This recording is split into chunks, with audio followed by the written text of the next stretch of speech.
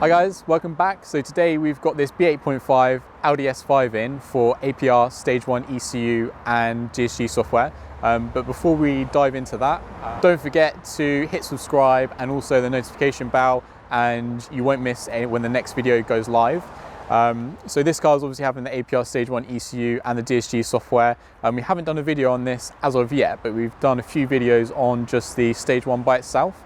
So as well as obviously doing the comparison between standard and the APR Stage 1 with the DSG, we're going to be doing a comparison to one of the cars we've done last week with just the Stage 1 ECU software only. So you can see what the differences are between just having the ECU and having the ECU and TCU done at the same time, and it's quite a substantial difference. Yeah, so we're going to get the car in the workshop and get started.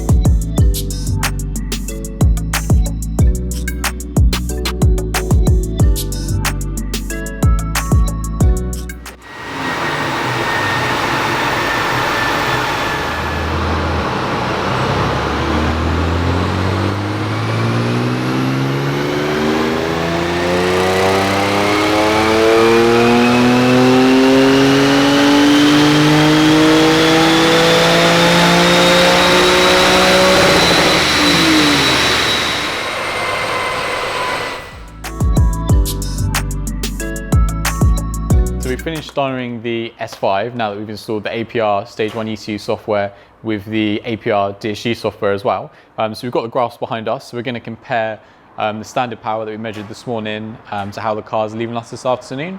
We'll see this car's having the ECU and the TCU software, and a little bit later on in the video we're going to compare the difference between having the TCU software and not having the TCU software as well. So for now, let's dive into what this car has.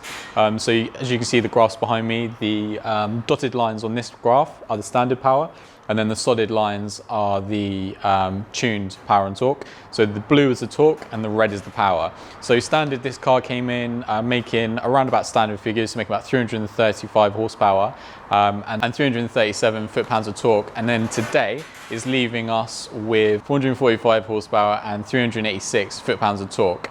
So massive gains all across the rev range, as you can see.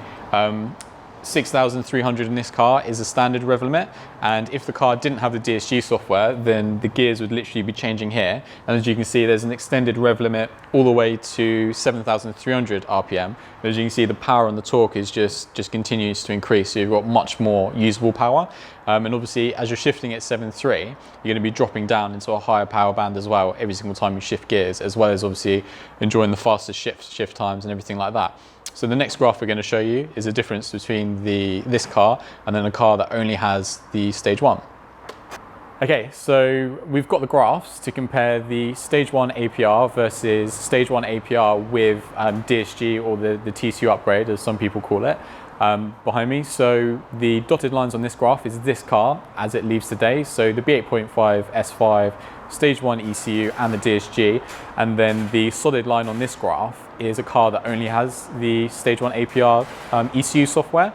So initially it looks like the car that only has a Stage 1 makes less power all across the rev range, but actually that's only half the story, because the air temperature when that particular car was dynoed was around 11 degrees higher, so we can probably discount the difference in power under the peak a little bit there. But the main thing we want to look at is the power gain above sort of like the stock rev limit. So obviously here you can see the stock rev limit around 6,300 RPM on the Stage 1 only car, and that's when obviously the shift point is. And then the car that we did today with the Stage 1 APR with the DSG, the shift point is now, or the rev limit is now at 7,300 RPM, as you can see all the way up here. So basically without the DSG software, you're making just over 400 horsepower, about 405 horsepower, something like that. And then with the DSG software, you've got an extended rev limit, so the supercharger can continue to make more boost, flow some more air, and this car's leaving us with 440 horsepower. So the difference with and without the DSG software is worth around 40 horsepower. And then of course you can be shifting at a higher RPM point, so you can be dropping down at a higher rev point as well. So you're going to be shifting down into a place in the rev range that has more power. So the acceleration increase is going to be massive.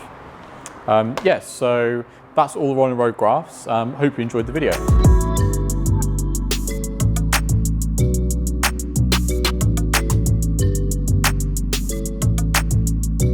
Thank you so much for watching this video. If you enjoyed it, then please give us a thumbs up. If you'd like to watch other videos of ours that YouTube thinks you'll like, then click up here.